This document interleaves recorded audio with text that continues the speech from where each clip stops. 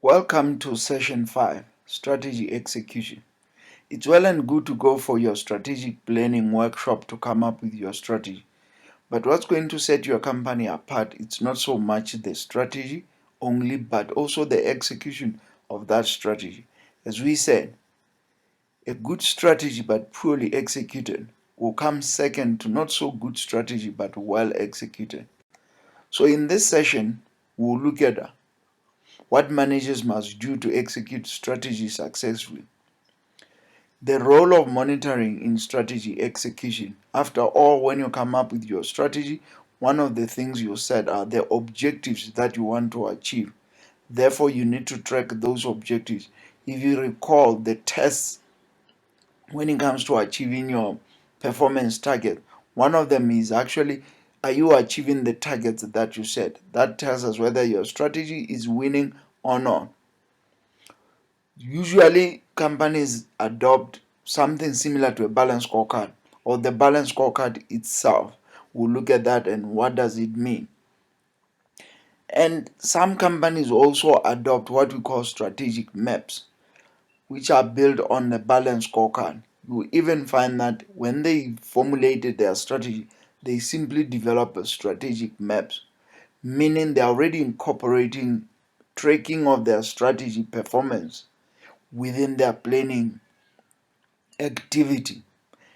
We'll look at the good strategy execution, that it requires continuously building and upgrading the organization's resources and capabilities. And what is the role of the structure when it comes to strategy execution? Lesson 5.1, Monitoring. How do you monitor your strategy? As we said, when you set up your strategy, you set the objectives. You need to track those objectives to see whether your strategy is relevant, meaning it's winning. Are you achieving the targets that you set during your planning session? One tool that is quite popular amongst corporates. Furthermore, within your balance scorecard, you have what we call strategic maps, where you go to your strategic planning workshop. Then your starting point after your situational analysis is to come up with your objectives under each one of these perspectives and still drive the issue of cause and effect. That becomes sort of your strategic plan or starting point of your strategic plan. You come up with what we call strategic maps. As you can see from the diagram, it's multiple objectives in different perspectives, and then you establish the linkages between the objectives, meaning what you are doing in processes drives something when it comes to the customers, which in turn result in some financial performance of some sort. Those are strategic maps. The next step then will be for you to come up with some strategic initiatives to make sure that the objectives you set within your strategic maps, you can realize them.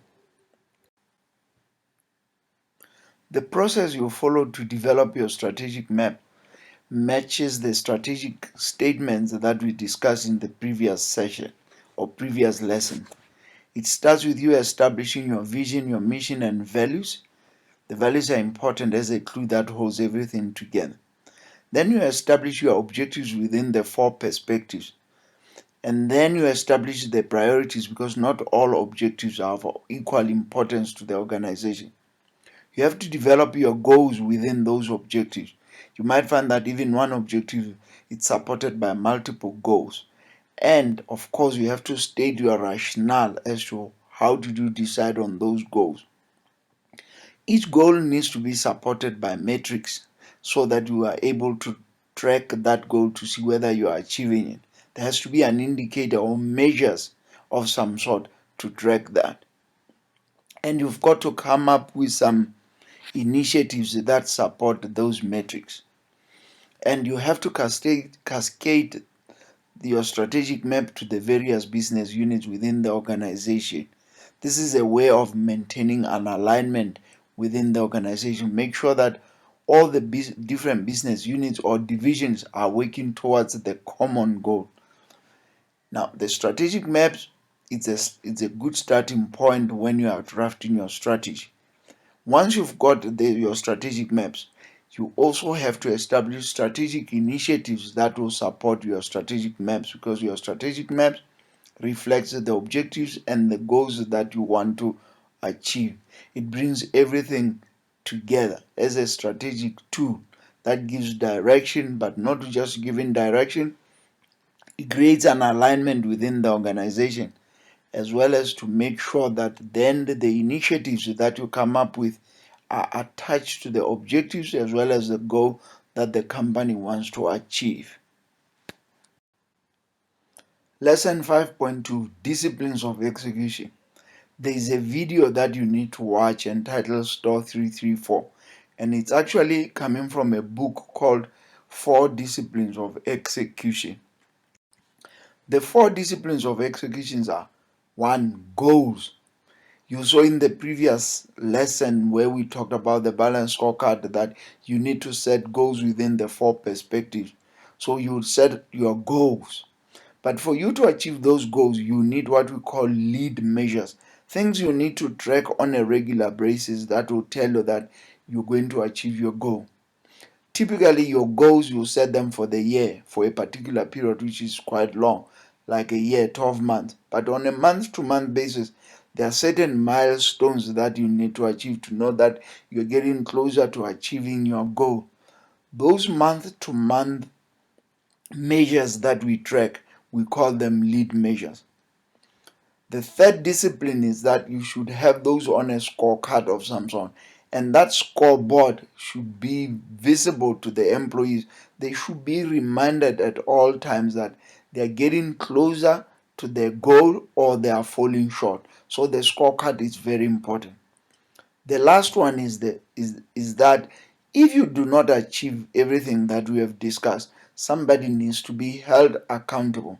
Hence, you don't want to wait till the end of the year to realize that actually throughout the year you have not been doing what is necessary for you to achieve your goals. Hence, you need lead measures that you can track on a regular basis. And if you do not achieve those measures or you are not on track, you need to hold somebody accountable. These are the 4 disciplines of execution.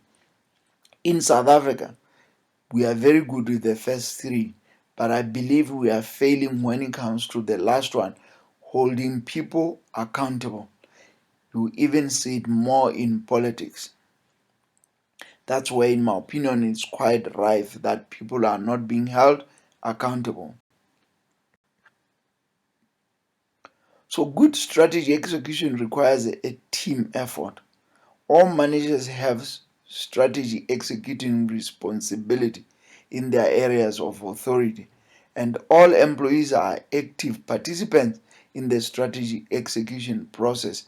Hence, if you go back to the balance scorecard, there are measures in that actually track what employees are actually doing, because everybody has an impact when it comes to strategy execution.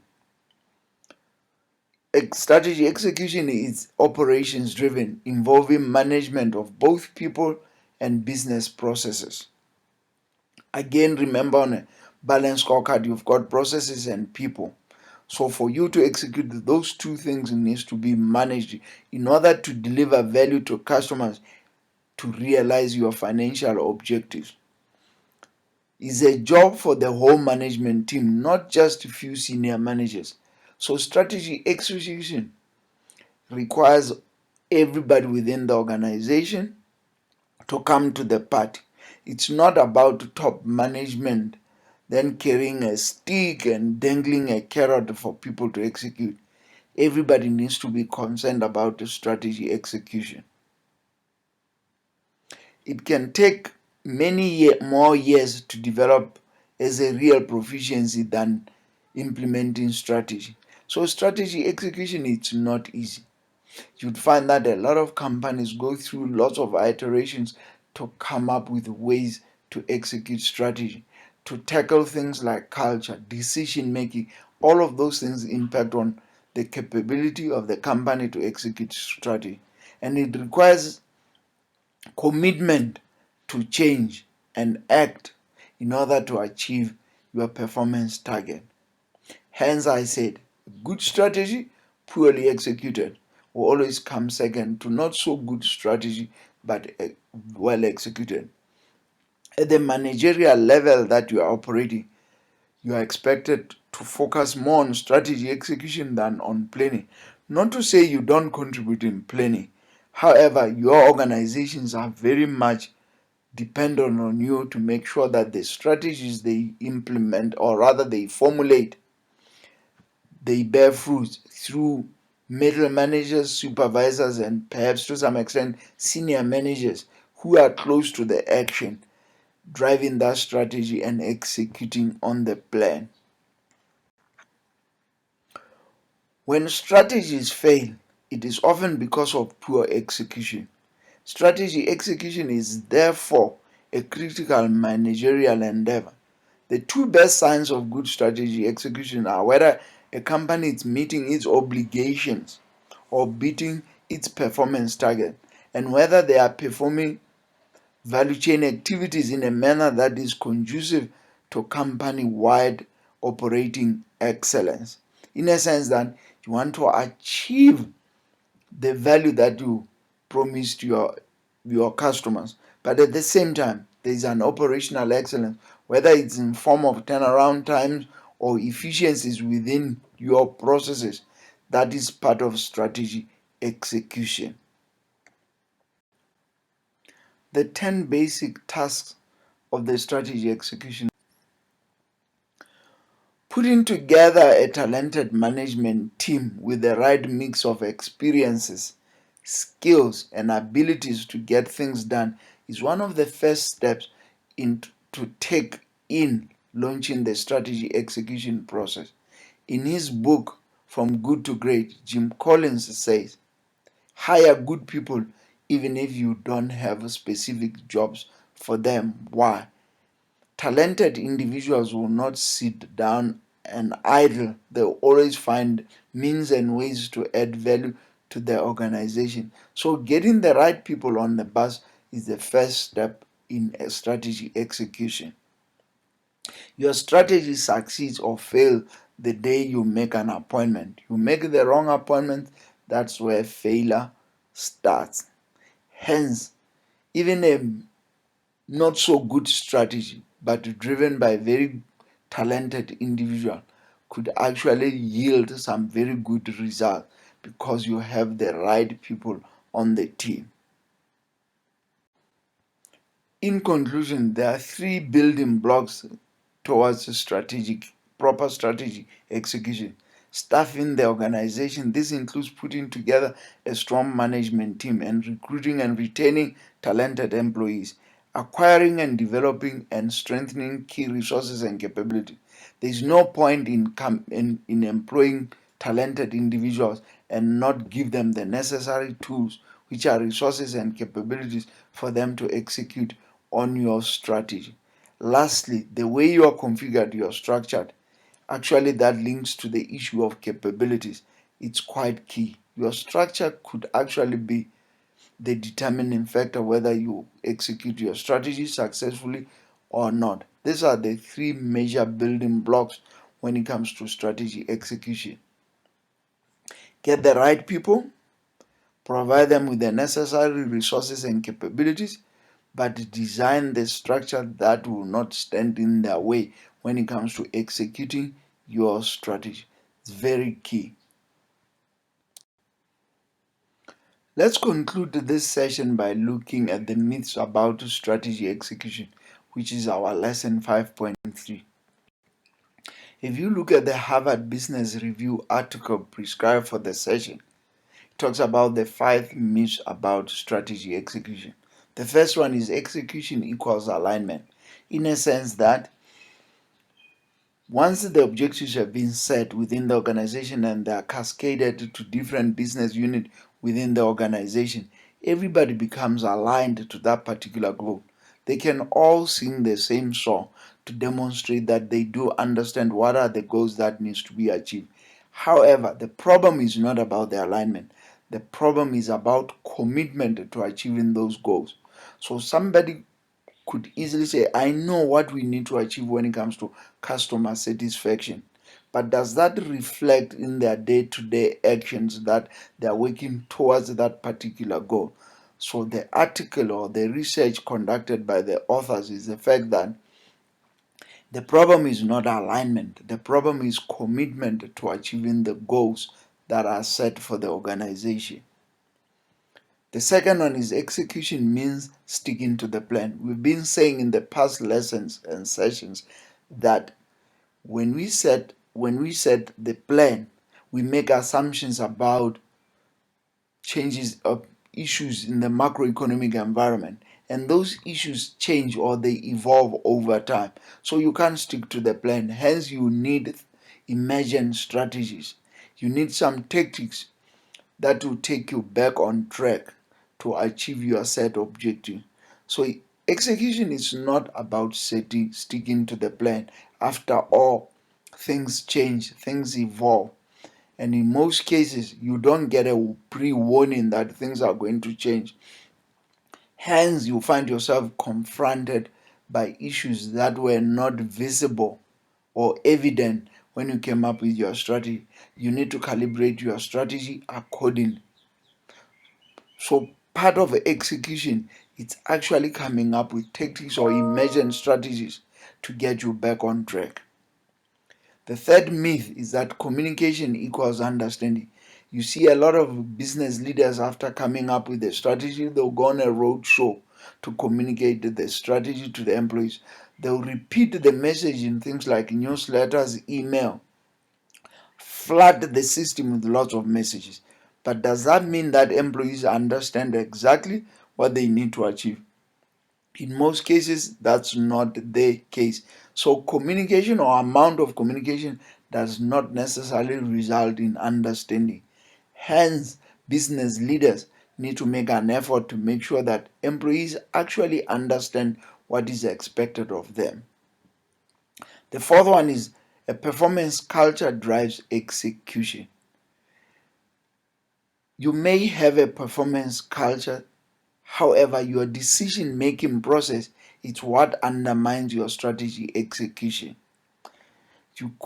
People will be willing to perform and yet find that business leaders don't make a quick decision or they don't make appropriate decisions necessary for strategy execution.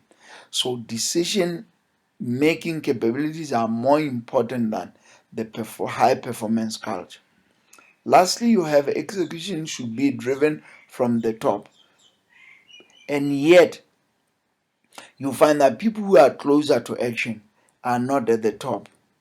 They are from middle management all the way down to the general workers.